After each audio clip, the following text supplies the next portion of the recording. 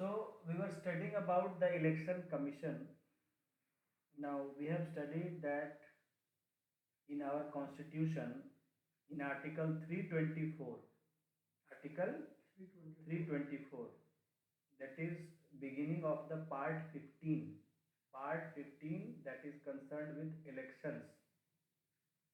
In that part, it begins with Article 324. Now, in Article 324, it has been said that the responsibility of preparing electoral rolls and conducting elections to the Parliament of India and the legislative assemblies of India and the election of president and vice president.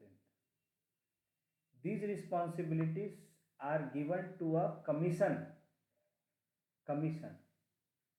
and that commission will be called as election commission, and the election will be conducted in its superintendence, control and directions. So the composition, the duties of election commission, etc. are given in this article, that is 324. So you have to remember this article, that everything concerned with election commission is given in this. Okay. So now the election commission, and we also studied that election commission earlier it was only single member body, that is there was one person known as election commissioner, and later it became a multi-member body where two more members were introduced to make the actions of election commission more balanced. Election commission, as you know, it came to light with the efforts of Sri T.N. Session. T.N. Session, who was an IAS topper of his batch. TN session के तो राष्ट्रपति का भी चुनाव लड़े थे sir. हाँ, तो T.N. Session, actually I will tell you that T.N. Session was a very honest and very methodical bureaucrat, जो बिल्कुल ब्यूरोक्रेसी में बिलीव करते थे। आईएएस जो सर्विसेज हैं उनमें इनको एक सेंटिंग पोस्ट में डाल दिया गया था इलेक्शन कमीशन में, क्योंकि ये अपनी ईमानदारी के लिए, अपने कड़े और ईमानदार व्यवहार के लिए बिल्कुल ये थे, सब जानते थे इनको। तो सरकार ने देखा कि अनकंफर्टेबल है इनको रखना मेन पोस्टिंग में, तो इनको साइड में पोस्टिंग दे दिया था कि साइड में पड़े रहेंगे। तो इलेक्शन कमीशन जो उस समय कोई जानता नहीं था, धूल फांकते रहता था इलेक्शन कमीशन में इनको अपॉइंट कर दिया गया इलेक्शन कमिश्नर। वहां इन्होंने इलेक्शन कमीशन में जब गए तो इलेक्शन कमीशन को इन्होंने सुधार दिया। जो धूल पड़ा रहता था इलेक्शन कमीशन पे, उसको एक नया पहचान दिया। पूरा दुनिया जान गया कि जो है इंडिया में कोई इलेक्शन कमीशन जैसी बॉडी है। टीएन सेशन ने फ्री एंड फेयर इलेक्शंस करवाए। फिर तो इलेक्शन उन्होंने कहा कि ठीक है, जैसे एक तेज तर्रार अफसर हमारे रही किरण बेदी, जहां जिस पोस्ट में रहे वहां वैसे ही काम करके दिखाया, वैसे ही थे टीएन सेशन। तो इलेक्शन जिसको कोई पहले पूछता नहीं था, जो सिर्फ एक सरकारी डिपार्टमेंट की तरह काम करता था, जैसे गवर्नमेंट डिपार्टमेंट कोई काम करता है उसी तरह उसका भी काम चलता था सिर्फ कि भाई जब इलेक्शन टाइम का आ रहा है तो बस अपना नोटिफिकेशन इशू कर दिया और जो है अपना जो है इलेक्शन हुआ, जैसे मन तैसे इलेक्शन कंडक्ट हो रहा है। ठीक है, तो ऐसे बॉडी को इन्होंने एक ऐसा बॉडी बना दिया कि जो टीएन सेशन ने फ्री एंड फेयर ऐसे जगहों पर, बिहार और बहुत सारे राज्यों में जहां बूथ कैप्चरिंग और ये सब होता था, दबंगों का राज होता था और इलेक्शन जो है पूरी तरह से बायस्ड होते थे, तो ऐसे में फ्री और फेयर इलेक्शन करवा के स्टेट की ताकत को दिखाया कि the government, the state can conduct election freely and Fairlie.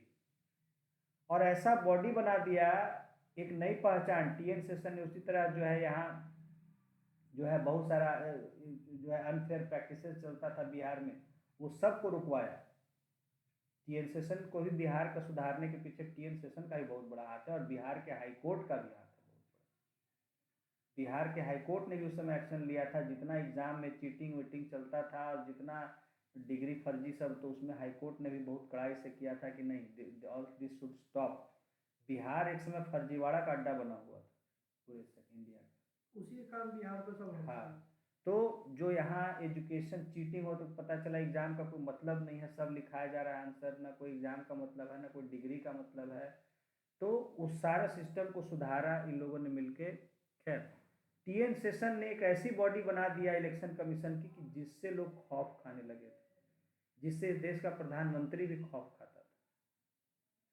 और इस ऐसी संस्था बन गई जिससे सभी पॉलिटिशियन जैसे हाई कोर्ट और सुप्रीम कोर्ट से डरते हैं, वैसे इलेक्शन कमीशन से उससे भी ज़्यादा डरने लग गए।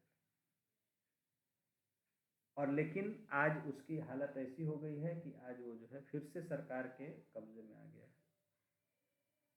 तो इलेक्शन कमीशन, जिसको कोई जानता ही नहीं था कि ऐसा भी कोई संस्था है देश में, जो सिर्फ कागज में और कॉन्स्टिट्यूशन में एग्जिस्ट करता था, जिस पोस्ट को कोई जानता नहीं था कि इलेक्शन कमीशन का भी कोई पोस्ट है, और उस पोस्ट को ऐसा इन्होंने ना ऐसा बॉडी बना दिया कि आज उसकी अलग पहचान हो गई थी, लेकिन अब फिर से उसको जो है बहुत कमजोर कर दिया गया है। तो इलेक्शन कमीशन को सारी जिम्मेदारी दी गई, और उस जिम्मेदारी को उन्होंने दिखाया कि कॉन्स्टिट्यूशन में हमें जिम्मेदारी दी गई, उसको हम कैसे कर सकते हैं। ये सुपर गवर्नमेंट बन जाते हैं इलेक्शन के समय, जो है everything is under their control. सरकार भी इनके कंट्रोल में, कोई भी देश का कोई भी अफसर कोई भी इनके बिना पूछे कोई डिसीजन नहीं ले सकता है, और जैसा वो कहते हैं वो करना पड़ता है। तो वही कहा गया है यहाँ, देखिए कि the election commission has of India has a wide range of functions. उनको क्या क्या फंक्शंस दिया गया है कॉन्स्टिट्यूशन में। It supervises the preparation of up to date voters list. Voters list को समय समय पर अपडेट करना, यानी जो भी वोटर्स हैं, इलेक्टर्स हैं, उनके बारे में सही इलेक्टोरल रोल तैयार करना, उनके बारे में सही इन्फॉर्मेशन जो है सारा अपडेट करना। It makes every effort to ensure that the voters list is free of errors like non-existence of names of registered voters or existence of names of those non-eligible or non-existent। तो सबसे पहले यहाँ voters list से जुड़े हुए उनके responsibilities की बात की गई है कि भाई वोटर लिस्ट को ठीक ठाक मेंटेन रखना हमेशा, कौन लोग वोटर हैं, कौन लोग जिंदा हैं, कौन लोग मर गए हैं, कौन लोग यहाँ पर एलिजिबल हैं वोट करने के लिए, कौन लोग नहीं है एलिजिबल, किनका फर्जी नाम लिखा हुआ या किनके जो है डिटेल्स में कोई गड़बड़ी है। कई बार होता है कि नाम कहाँ एड्रेस कहाँ हो जाता है, कॉन्स्टिट्यूएंसी कहीं चला जाता है, ये सारा चीज़ सही। और जो गलत नाम है, जो एग्जिस्ट ही नहीं कर रहे हैं, ऐसे नाम भी बहुत सारे होते हैं फर्जी, उनको भी हटाना, ये सारी जिम्मेदारी इलेक्शन कमीशन की। It also determines the timing of election and preparation of the election schedule. फिर इलेक्शन कब होंगे, किस समय होंगे और क्या उसका शेड्यूल होगा, यानी कैसे कैसे इलेक्शन के अलग अलग फेजेस कंडक्ट होंगे, उसका टाइमिंग जो है पूरा टाइम शेड्यूल, ये सब तय करना इलेक्शन कमीशन का काम है। The election schedule includes the notification of election. अब इलेक्शन के शेड्यूल में क्या आता है कि नोटिफिकेशन की कब उसकी घोषणा हो जाएगी कि चुनाव होने वाले हैं। Date from which nominations can be filed, किस डेट से जो जो लोग हैं कैंडिडेट्स वो अपना नॉमिनेशन फाइल करेंगे। Last date for filing nomination, last date कब होगी चुनाव के लिए नॉमिनेशन फाइल करने का। लास्ट डेट ऑफ स्क्रूटनी, तो जब ये अपना अपना फाइल करते हैं जो है एप्लीकेशन, तो उनके एप्लीकेशन का जांच किया जाता है, उसको स्क्रूटनी कहते हैं, last date of scrutiny. Last date of withdrawal, last date की आप अपना कैंडिडेचर विड्रॉ कर सकते हैं कि नहीं भाई हम नहीं लड़ना चाहते हैं, लास्ट डेट उसकी क्या है। डेट ऑफ पोलिंग, फिर उसके बाद चुनाव होगा तो किस डेट में वोट पड़ेंगे, polling. And date of counting and declaration of result, और कब जो है वो वोट्स का काउंटिंग किया जाएगा और फिर कब रिजल्ट का डिक्लेरेशन किया जाएगा। ये सारी जो है शेड्यूल में आता है कि वो इलेक्शन कमीशन जो तय करता है। During this entire process the election commission has the power to take decisions to ensure a free and fair poll. तो ये सारा जो काम चलता रहता है, इसके बीच में इलेक्शन कमीशन को पूरा पावर होता है कि वो जो है कोई भी फैसला कर सकता है ताकि जो है चुनाव जो है वो निष्पक्ष रूप से हो, स्वतंत्र रूप से, फ्री यानी बिना किसी के दबाव, बिना किसी के इन्फ्लुएंस, एंड फेयर यानी सही तरीके से, कानूनी तरीके से और निष्पक्ष तरीके से। इट कैन पोस्टपोन और cancel the election in the entire country or a specific state or constituency on the grounds that atmosphere is vitiated and therefore a free and fair election may not be possible। चुनाव घोषणा होने के बावजूद वो कई बार चुनाव को किसी एक जगह या पूरे राज्य में या पूरे देश में चुनाव को कैंसिल भी करने का उसको अधिकार है, अगर उसको लगता है कि माहौल खराब हो गया है, विशिएटेड मतलब वो एक मतलब कड़वा हो जाना, जहरीला ऐसे तो उसका मतलब होता है, या ठीक है बिल्कुल बिटर एटमॉस्फेयर, विशिएटेड मीन्स बिटर। तो उसको अगर लगता है कि माहौल सही नहीं है, विदेश में लोगों के मन में कोई खास तरह की फीलिंग बैठ गई है और ऐसे में एक फ्री और फेयर चुनाव नहीं हो सकेगा, लोग अपने उस भावना में जो है वो वोट कर देंगे, तो इसलिए वो चाहे तो कैंसिल भी कर सकता है इलेक्शन को, या पोस्टपोन कर सकता है कि नहीं अभी ठीक नहीं है वोट कराना है, अभी ठीक से लोग वोटिंग नहीं करेंगे फ्री माइंड में, लोगों को एक फ्री माइंड में वोटिंग करना है जरूरी है, तो उसके लिए वो पोस्टपोन भी कर सकता है अगर देखे कि माहौल में कुछ तरह का भावना फैल गया है विदेश में, तो ये भी उसको अधिकार है। The commission also implements a model code of conduct for parties and candidates.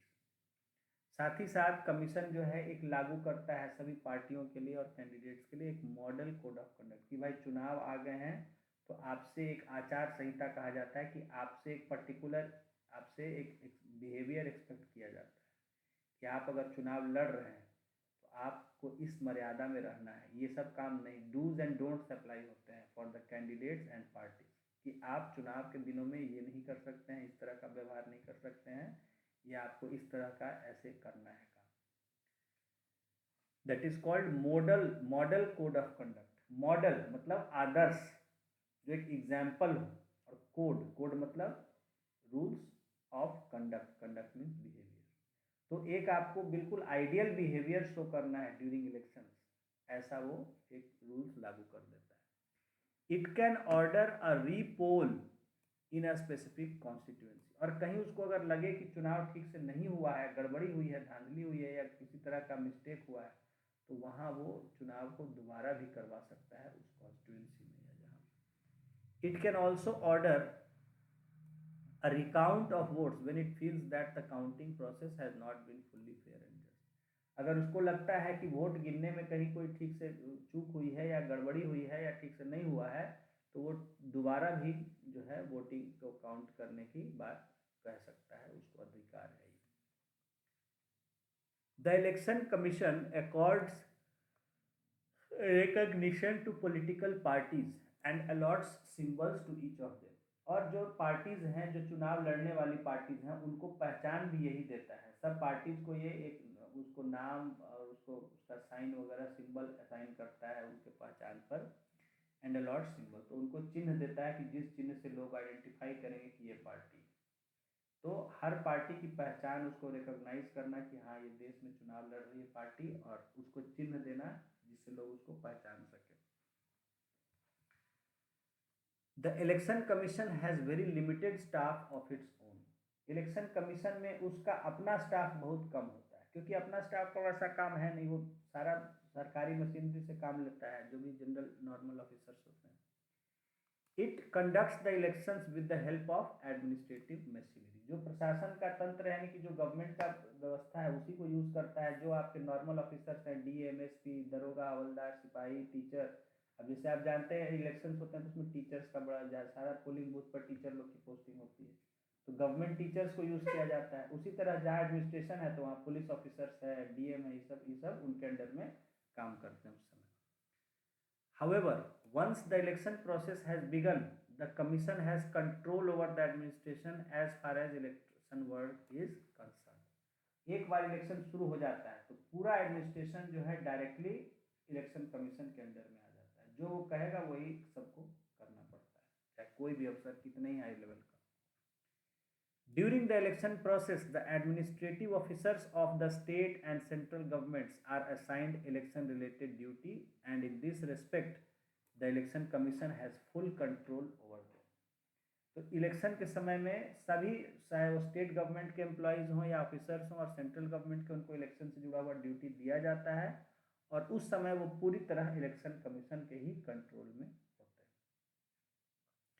The election commission can transfer the officers और स्टॉप देयर ट्रांसफर्स। उस समय जो है इलेक्शन कमीशन चाहे किसी को भी ट्रांसफर कर सकता है या किसी का ट्रांसफर रोक सकता है। It can take action against them for failing to act in a non partisan manner. और उसी तरह ये किसी भी अफसर के खिलाफ कार्रवाई कर सकता है, ये कहते हुए कि आपने जो है निष्पक्ष रूप से काम नहीं किया है, आपने या तो कुछ गड़बड़ की है या किसी का फेवर किया है, किसी को आपने किसी का पक्ष लिया है। Over the years the election commission of India has emerged as an independent authority which has asserted its powers to ensure fairness in the election process। कि इधर भी सालों में इलेक्शन कमीशन ने अपनी जो शक्ति है, अपना अधिकार जताया है देश के सामने, और अपने आप को एक ऐसे इंडिपेंडेंट यानी स्वतंत्र अथॉरिटी के रूप में इस्टेब्लिश किया है कि जिसको कि इलेक्शन में पूरे पावर है ताकि वो फ्रीली और फेयरली चुनाव करा सके। It has acted in an impartial and unbiased manner in order to protect the sanctity of the electoral process। और ये कमीशन ने अभी तक जो है बहुत ही निष्पक्ष तरीके से काम किया है ताकि जो चुनाव की जो गरिमा है कि भाई चुनाव जो कहीं होता है सरकार उससे नहीं आती है, डिग्निटी, सैंक्टिटी, सैंक्टिटी मतलब उसकी एक प्योरिटी, गरिमा वही चीज है, मतलब जुड़े हुआ, तो उसका डिग्निटी है, उसका गरिमा जो है, उसका जो इम्पोर्टेंस है वो मेंटेन रहे, उसका रेस्पेक्ट है। तो प्रॉपर वर्ड गरिमा होगा। हाँ, डिग्निटी चाहिए, डिग्निटी, हाँ डिग्निटी कह सकते हैं, सैंक्टिटी सही वर्ड है उसका। तो गरिमा को सैंक्टिटी कहते हैं, तो फिर डिग्निटी को क्या कहेंगे, प्रॉपर का क्या होगा हिंदी? डिग्निटी एक्चुअली गरिमा होता है, सैंक्टिटी गरिमा नहीं है। सैंक्टिटी मतलब बोले कि उसका पवित्रता, हम बोले ना जी पवित्रता, कि election is a very very very important process, और उसका उसी तरह का जो है जो इम्पोर्टेंस है वो मेंटेन रहे। ये पवित्रता ही हो यहाँ पे भी, पवित्रता ऑफ इलेक्टोरल प्रोसेस, कि भाई चुनाव जो है वो जिससे कि सरकार चुनी जाती है, it is a very very very important process, और उसका इम्पोर्टेंस जो है वो मेंटेन रहना चाहिए। The record of the election commission also shows that every improvement in the functioning of institution does not require legal और कॉन्स्टिट्यूशनल चेंज। इलेक्शन कमीशन में जो है उसका कुछ अगर सुधार करना है तो उसके लिए हमें संविधान में बदलने की जरूरत नहीं है या कानून बनाने की जरूरत नहीं है। It is widely agreed that election commission is more independent and assertive now than it was till 25 years ago। ये माना जाता है कि इलेक्शन कमीशन आज ज़्यादा आज़ाद हो गया है जब ये उससे 25 साल पहले था। अब ये समझिए ये बात पहले की कही जा रही है, ये बात आज के लिए लागू नहीं है, ये बात आज से 15 साल पहले के लिए लागू है। ये चीज़ जो था आप मान लीजिए कि ये चीज़ कांग्रेस 2014 तक के लिए लागू, अब ये चीज़ हम नहीं कह पाएंगे। उस समय तक के लिए था कि जो है ज़्यादा इंडिपेंडेंट हो गया है, असर्टिव हो गया है, यानी अपने अधिकारों का इस्तेमाल करने वाला हो गया है। अब फिर से चुनाव आयोग जो है, मुझे दुख के साथ कहना पड़ रहा है, सरकार का पिट्ठू हो गया। This is not because the powers and constitutional protection of election commission have increased। अब ये तो पहले का, अब ध्यान रखेंगे इन बातों को समझने में कि पहले की बातें हैं जिसमें बुक आया है। This is not because the powers and constitutional protection of election commission has increased। जैसे TN सेशन ने जो किया या और आगे के भी लोगों ने किया, तो वो इसलिए नहीं कि उनको ज़्यादा पावर मिल गया, संविधान में कुछ बदलाव कर दिया गया, पावर उनका वही है जो पहले से भी लिखा हुआ था, लेकिन उन्होंने उसको यूज़ करना शुरू कर दिया, उसको एक्ट जो उनको जिम्मेदारी दी गई थी वो उसको निभाना शुरू कर दिया पूरी seriously. The election commission has started using more effectively the powers, देखिए लिख ही दिया, the election commission has started using more effectively the powers it always had in the constitution. जो हमेशा से उसको शक्ति मिली हुई थी लेकिन उसको कभी इस्तेमाल नहीं करता था इलेक्शन कमीशन, उसको अब इस्तेमाल करना शुरू कर दिया है। Since 1951-52 17 Lok Sabha elections have been held. अब जैसे जो है अब तो 19th हो गया, तो 51-52 से लगभग आज 19 चुनाव हो चुके हैं। Many more state assembly elections and by-elections have been conducted by election commission। और राज्यों की बात करें तो वहाँ असेंबली इलेक्शन और बाई इलेक्शन तो और भी बहुत ज़्यादा हो चुके हैं। तो पहला चुनाव 52 में हुआ था ना, 47 में ये प्रधानमंत्री बने थे, तो उसके बाद 52 में, 50 में राष्ट्रपति अपॉइंट किया गया था। The EC has faced many difficult situations such as holding elections in militancy affected areas like Assam, Punjab और जम्मू एंड कश्मीर। आतंकवाद, आतंकवाद। तो चुनाव आयोग को बहुत सारी समस्याओं को फेस करना पड़ा, जैसे कि जहां आतंकवाद था बंदूक के जोर पर वोट डलवा देते थे, ऐसी जगहों पर फ्री एंड फेयर इलेक्शन करवा पाना ये सब काफ़ी चुनौती वाला था।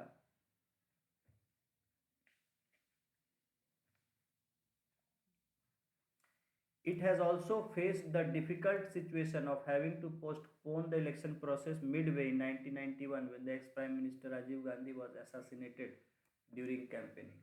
उसी तरह जो 91 में इलेक्शंस हो रहे थे उसको बीच में इसको टाल देना पड़ा था इलेक्शंस को, क्योंकि उसी समय जो पूर्व प्रधानमंत्री राजीव गांधी जो चुनाव के लिए प्रचार कर रहे थे उनकी हत्या हो गई थी बीच में ही चुनाव प्रचार की। In 2002 the election commission faced another critical situation when the Gujarat assembly was dissolved and elections had to be conducted. उसी तरह 2002 में देखिए यही हुआ था, इसी समय मोदी को बनाया गया था। 2002 में गुजरात असेंबली को नहीं 2002 में तो ये है फिर हाँ 2002 में भुज में ये हुआ था, तब बनाया गया था। भुज में क्या हुआ था? earthquake आया था। तो उसी समय बोले कि इनको इतना पॉपुलर हो गए थे नरेंद्र मोदी की तुरंत इनको बनाया सरकार जो इनको, तो उसके असेंबली को डिसॉल्व किया गया था और फिर फ्रेश इलेक्शन करवाए गए थे।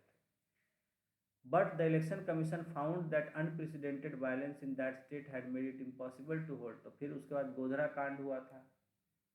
गोधरा कांड का लिखा है कि उसमें इतना वायलेंस हुआ 2003 गोधरा रायट्स, वहीं पे गुजरात में। नहीं जान रहे हैं, कोई बात नहीं करेगा। गोधरा राइट्स ट्रेन जला दिया गया था। किस बात पे हुआ था? अरे हिंदू मुसलमान पे हुआ था। तो मोदी की सरकार देखते रही थी चुपचाप, पुलिस कुछ नहीं कर रही थी सब। तो मोदी समय में बना था।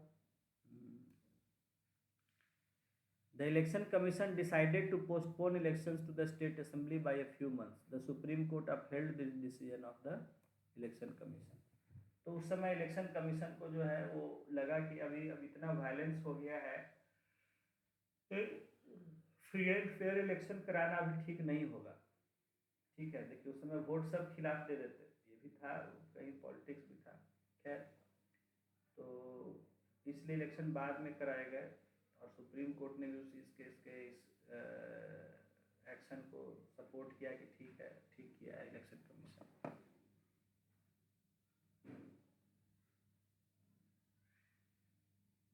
इसमें गोधरा कहाँ पे लिखा हुआ है? गोधरा नहीं ना लिखेगा, नाम लिखेगा, वो बीजेपी छापने देगा उसको गोधरा। अभी इमरजेंसी का तो हल्ला कर रहा है, गोधरा कहीं शब्द किसी को नाम लेने देगा? और दंगा हुआ क्या था गुजरात में?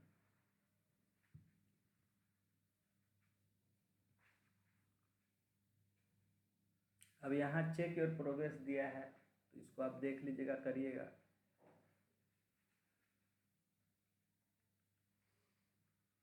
नेक्स्ट है हमारा इलेक्टोरल रिफॉर्म्स।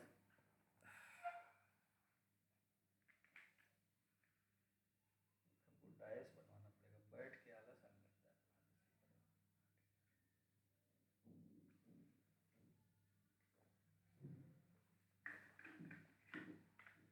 है। अच्छा नहीं, इसी पे स्टडी टेबल लगा दें,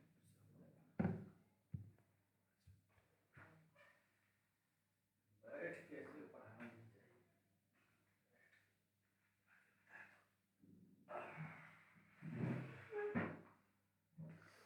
okay, so next topic is electoral reforms.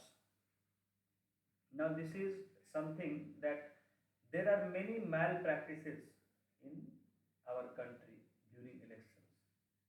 आप जानते हैं कि जब चुनाव होता है तो सभी तरह के लोग हैं, सब तरह के हथकंडे अपनाते हैं।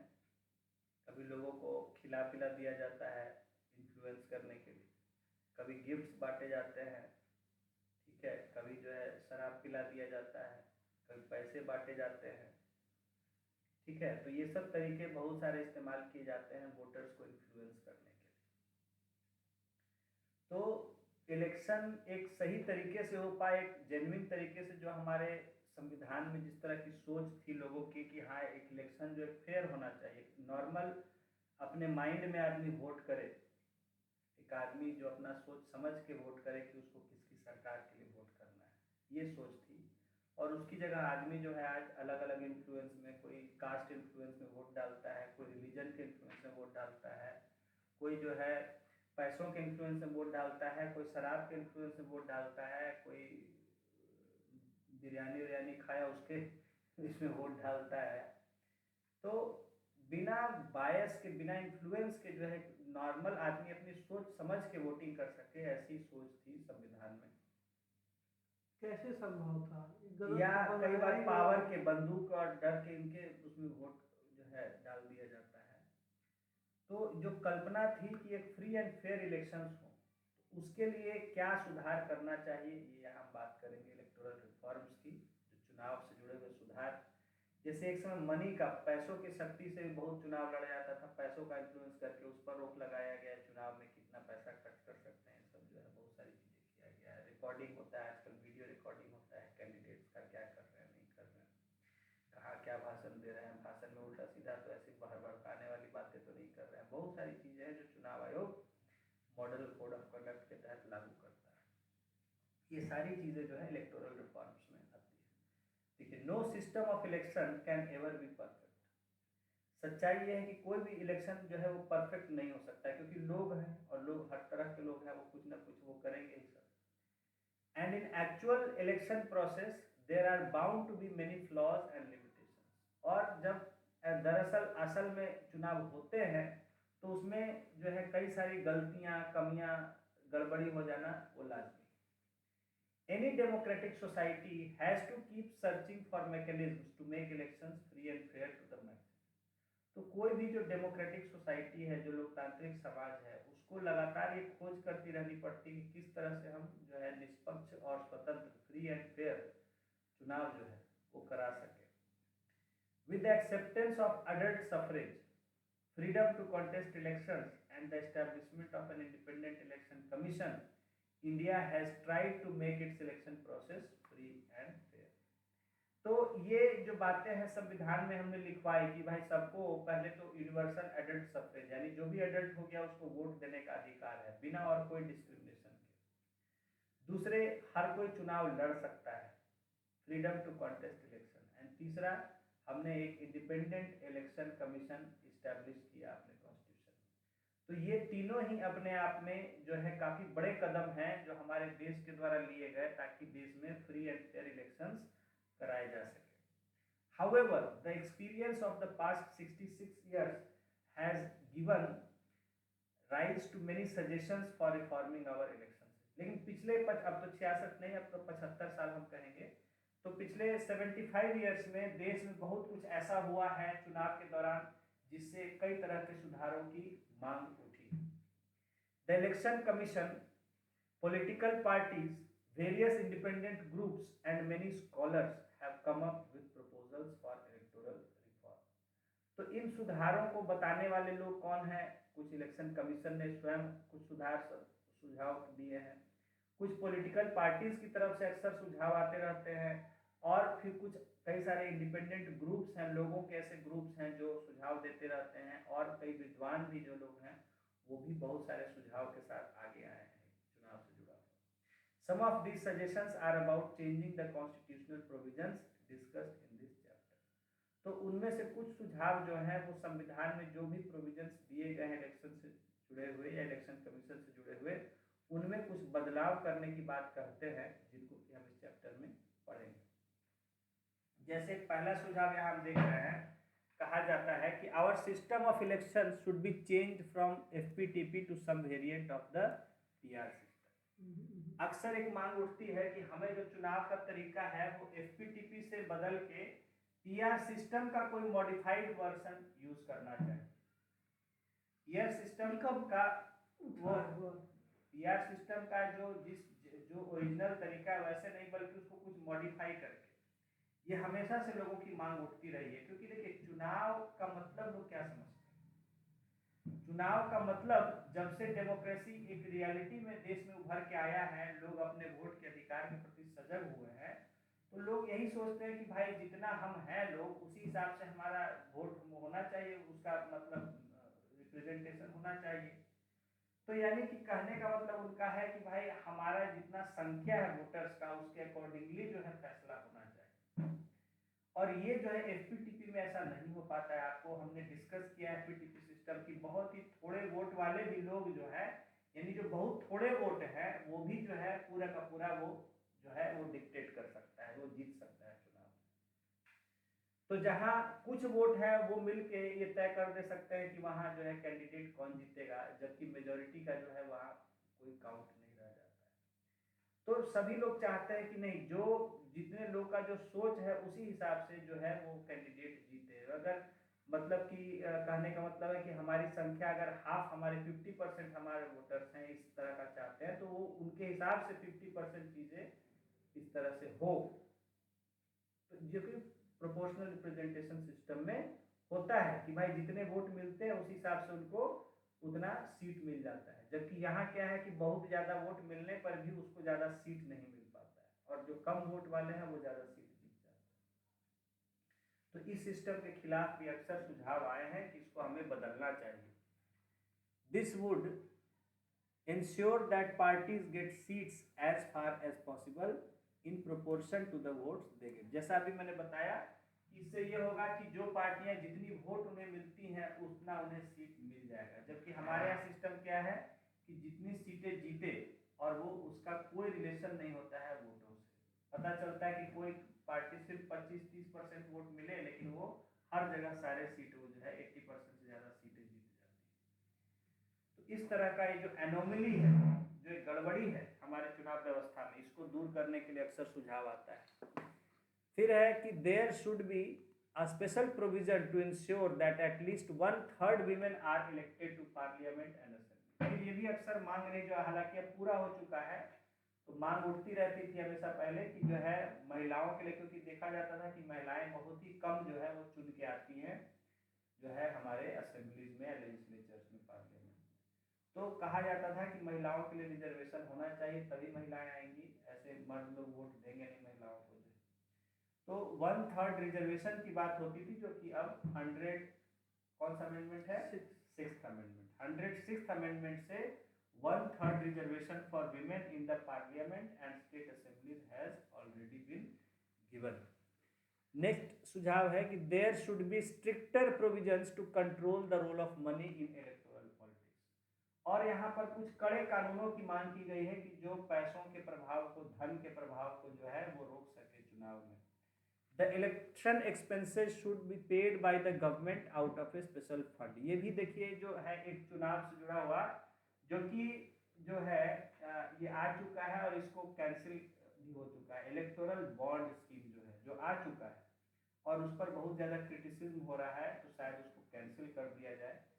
तो इसमें जो कहा जाता था कि लोग बहुत ज़्यादा पैसा खर्च करते हैं चुनाव जीतने के लिए, चुनाव में अपना इन्फ्लुएंस बढ़ाने के लिए या वोटर्स को इन्फ्लुएंस करने के लिए, तो यहाँ पर मांग होती थी कि इसमें इसके कारण पैसों का मिसयूज होता है, इसलिए सरकार के द्वारा ही सबको फंड दिया जाना चाहिए कि आपको इतना ही फंड मिलेगा और इससे आपको चुनाव लड़ना है, सबको जो है उस तरह दिया जाए।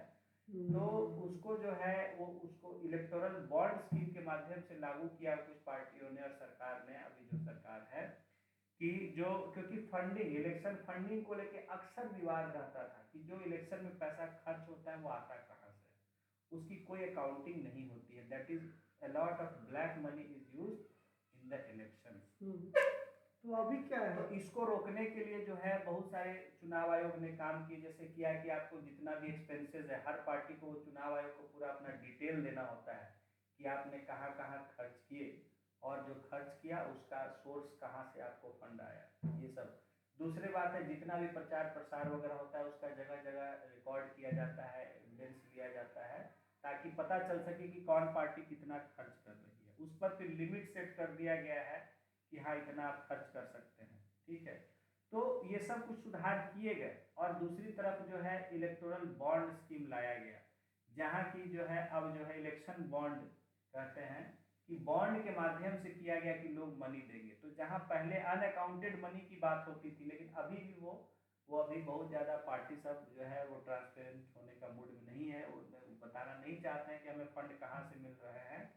और वो इलेक्टोरल बॉन्ड के माध्यम से किया गया, लेकिन उसको भी इन्होंने जो है कहीं ना कहीं एक छुपा के वही किया कि भाई जरूरी नहीं है कि हम रिकॉर्ड रखें कि किसने हमें पैसा दिया है इलेक्टोरल बॉन्ड के माध्यम से। तो इलेक्टोरल बॉन्ड स्कीम वगैरह जो है इसका भी जो इम्प्लीमेंट हो चुका है, लेकिन बहुत ज़्यादा विवाद है उस पर कि इलेक्टोरल, क्योंकि भाई अभी बहुत ज़्यादा क्रिटिसिज्म आया था। जब जाँच में रिपोर्ट आया तो पता चला, तो साफ साफ उसमें हमें देखने को मिलता है कि सरकारें जो है वो उनको कौन बॉन्ड के थ्रू, मतलब वही लोग जो उनसे प्रभावित हैं वही लोग बॉन्ड में उनको पैसा, यानी एक तरह से बॉन्ड जो है वो रिश्वत या पैसा घूस देने का दूसरा तरीका बन गया जो। तो बहुत विवाद के घेरे में ये सब भी। अभी क्या मतलब कि अभी सरकार नहीं देती है कि इतना पैसा खर्च करना है? नहीं, सरकार देती नहीं है, ये हुआ था कि ऐसा होना चाहिए, अच्छा, ऐसा स्टेट हो- फंडेड इलेक्शन, हाँ गवर्नमेंट के द्वारा फंडेड होना चाहिए इलेक्शन, लेकिन अब हाँ मतलब अभी तक लागू नहीं हुआ। लेकिन वो अभी लागू नहीं हुआ है। तो उसी कारण सब हाँ कंपनी वाला सब पैसा देता है हाँ। चुनाव लड़ने के लिए। Candidates with any criminal case should be barred from contesting elections even if their appeal is pending before a court। और ये भी सुझाव आता है कि जो भी जिनका भी क्राइम थोड़ा बहुत किसी ने क्राइम किया है या जो वो जो है उनको बार हो जानी, 2 साल या लगा कुछ देनी ज्यादा चाहिए होता है ना, 2 साल या कुछ अगर ज्यादा। उनका केस पेंडिंग में पड़ा हो तब भी। लेकिन अभी जो फिलहाल इसमें मामला है कि जिसको 2 साल या उससे ज़्यादा की सजा के लिए कन्विक्ट किया जाता है, उस पर भी कुछ साल के लिए रोक लगता है, पूरी तरह से रोक नहीं लगता है, कुछ साल के लिए रोक लगता है, शायद 6 साल के लिए है। तो वो ये किया गया है सुधार जो है, जो कि मांग अक्सर रहती थी।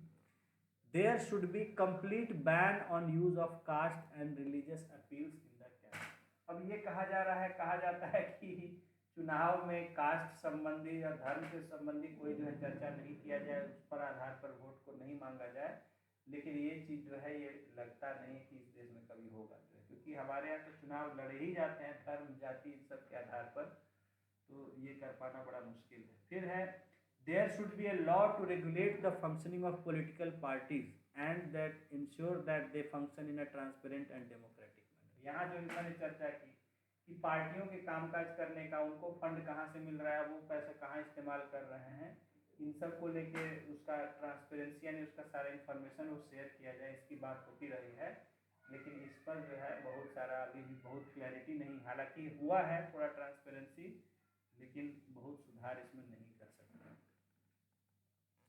These are but a few suggestions, ये कुछ सुझाव हैं। There is no consensus about these suggestions, इन सुझावों पर एकमत नहीं है लोग कि हाँ ऐसा करना ही चाहिए। इसलिए जो चुनाव बहुत सालों से टले आ रहे हैं, बहुत कुछ बातें लागू हुई है अभी, कुछ बातें अभी भी टलती आ रही क्योंकि लोग उस पर एकमत नहीं हो पा रहे हैं। कंसेंसस मतलब एकमत। इवन इफ देयर वाज मतलब यूनानिमस, एक सबका सोच हो कि yes it should be done. There are limits to what the laws and formal provisions can do, क्योंकि कानूनी तौर पर क्या किया इसका भी एक सीमा है कि हर चीज़ आप कानूनी तौर पर नहीं कर सकते हैं। Free and fair elections can be held only if the candidates, the parties and those involve in the election process agree to abide by the spirit of democratic competition. क्योंकि फ्री एंड फेयर इलेक्शन तभी हो सकते हैं जब जो भी भाग लेने वाले कैंडिडेट हैं वो इस चीज़ का समझें और इस चीज़ से अबाइड करें, यानी उसको माने कि हाँ हम मतलब मानना, हाँ पालन करना, पालन हाँ करना कि हम लोग जो है free and fair election conduct करने में मदद करेंगे सरकार की, जो है एक जो मतलब एक कंपटीशन की भावना से चुनाव लड़ें। Apart from legal reforms, there are two other ways of ensuring that elections reflect the expectation and democratic aspirations of the people। तो सुधार करना तो एक बात है, उसके अलावा भी दो और तरीके यहाँ कहा जा रहा है कि दो ऐसी तरीके हैं जिनसे कि हम सही में लोगों के जो सोच है, लोगों के जो सरकार से उम्मीदें हैं, जैसी उम्मीद है जिस सरकार की, वो ऐसा किया जा सकता है। One is of course that people themselves have to be more vigilant. एक तो है कि लोग खुद ही सतर्क हो जाए, वो सोच समझ के वोट दे बिना किसी के प्रभाव में आए हुए। हाँ सतर्क हो जाना, अलर्ट हो जाना। More actively involve in political activities. लोग खुद क्या है कि पॉलिटिक्स से अनजान रहते हैं, उनको भी जानकारी रखनी चाहिए पॉलिटिकल एक्टिविटीज़ की कि कौन पार्टी क्या कर रही है, कौन कैंडिडेट का किस तरह का है, और उससे जो है उन्हें सोच समझ के वोट दे तो इससे ही बहुत बड़ा सुधार हो सकता है। But there are limits to the extent to which ordinary people can engage in politics on a regular basis. लेकिन एक सीमा है कि एक आम आदमी कितना पॉलिटिक्स में इन्वॉल्व हो सकता है। हालांकि गांधी ने इसी को यूज़ किया था और सभी लोगों को जगाया था। सब लोग जो पॉलिटिक्स से अलग थलग रहते थे, किसान, मजदूर, बच्चे, बूढ़े, सबको पॉलिटिक्स से जोड़ दिया था और इसी का नतीजा हुआ था कि देश में क्रांतिकारी एक आंदोलन हुआ था। तो यहाँ लेकिन एक लिमिट है, फिर भी आम आदमी जो है हमेशा आज के पॉलिटिक्स डेट से में कौन पढ़ना नहीं चाहता जुड़ है सकता सब है। Therefore it is necessary that various political institutions and voluntary organisations are developed and are active in functioning as watchdog for ensuring free and fair. तो इसलिए ज़रूरत है कि कुछ ऐसे संगठन बने जो चाहे तो वॉलंटरी यानी कि अपने स्वयंसेवी संगठन बने या इस तरह के राजनीतिक संगठन बने जो कि एक निगाह रखें इलेक्शन प्रोसेस पर कि ये फ्री और फेयर तरीके से काम कर। वॉच डॉग, वॉच डॉग मतलब निगहबान है जो नजर रखे। जो जैसे नजर कुत्ता क्या करता है, इलाके की देखभाल करता है, सुरक्षा करता है। तो ऐसे ही कहा जा रहा है कि कुछ ऐसे संगठन जो है जो बने जो कि नजर रखें एक तरह से और देखभाल करें कि इलेक्शंस में किसी तरह की धांधली नहीं हो रही है। आदमी को कह रहे वॉच डॉग, उसको गाली लगेगा। हाँ अब ठीक है, ये गलत तो हाँ कहा जा रहा है कि ऐसी संस्थाएं हमें बनानी होंगी जो वॉलेंटियरली, जो हमारी तरफ से, लोगों की तरफ से ऐसी संस्थाएं या राजनीतिक संस्थाएं से कुछ बने जो चुनाव पर नज़र रखें कि उसमें किसी तरह का गलत नहीं इस्तेमाल किया जा रहा है, कोई गलत मीन्स नहीं यूज़ किया जा रहा है या कोई गलत तरीका नहीं इस्तेमाल कर रहा है। तो यही तरीके हैं जो चुनाव में सुधार कर सकते हैं और जिससे हमारी चुनाव व्यवस्था और बेहतर हो सकती है। इसके साथ हमारा इस चैप्टर इलेक्शन प्रोसेस का जो है डिस्कशन ख़त्म हो गया। और इलेक्शंस को जो है आप अभी देखो कि इलेक्शंस आने वाले हैं। देखिए बहुत सारा चीज़ अभी जो मैंने आपको पढ़ाया वो शुरू हो चुका है। अभी आप न्यूज़पेपर्स में देखेंगे कि भाई बिहार में चुनाव होने वाले हैं, तो उससे जुड़ा हुआ बहुत सारा चीज़ शुरू हो गया। बहुत सारे लोग यहाँ आ रहे हैं, तरह तरह के भाषण दे रहे हैं। उनके भाषणों को आप सुनिए, समझिए कि कैसे वोटर को इन्फ्लुएंस किया जा रहा है। तो बिल्कुल आज से हम देख रहे हैं कि भाई पहुंच गए हैं, आरएसएस चीफ पहुंचे हुए हैं, रविशंकर जी आ रहे हैं, धीरेन्द्र शास्त्री आ रहे हैं। कहीं हिंदू का सहारा लिया जा रहा है वोटर्स को पोलराइज करने के लिए। राजद उधर अलग शुरू कर दी है अपना जो है मंडल कमीशन का बात फिर से छेड़ रही, रिजर्वेशन का बात छेड़ रही है। तो आप देखेंगे कि जो मैंने आपको बहुत सारी बातें बताई इलेक्शन प्रोसेस से, अब चूंकि बिहार में इलेक्शन होने वाले हैं तो वो चीज़ें यहाँ शुरू हो चुकी हैं। तो आप इसको बिल्कुल अब फॉलो कर सकते हैं करंट में, ठीक है ना। तो जो मैंने आपको बातें थ्योरी में पढ़ाई उस चीज़ को आप अब फॉलो करिए न्यूज़पेपर से कि क्या हो रहा है। क्योंकि ये सब चीज़ें बिहार में कैसे वोटरों को लोग धीरे धीरे प्रभावित कर रहे हैं अपनी बातों से करके वोट लेने के लिए। तरह तरह के चाहे धर्म का सहारा लिया जा रहा है, कहीं कोई जाति पाति का सहारा लेकर रिजर्वेशन की बात उठा रहा है, कुछ कर रहा है, पार्टियां अलग अलग सब अपना तय कर रही है रणनीति। तो ये सारी चीज़ें अब आपको न्यूज़पेपर्स में दिखेंगी, तो उस चीज़ को ध्यान से हमें पढ़ना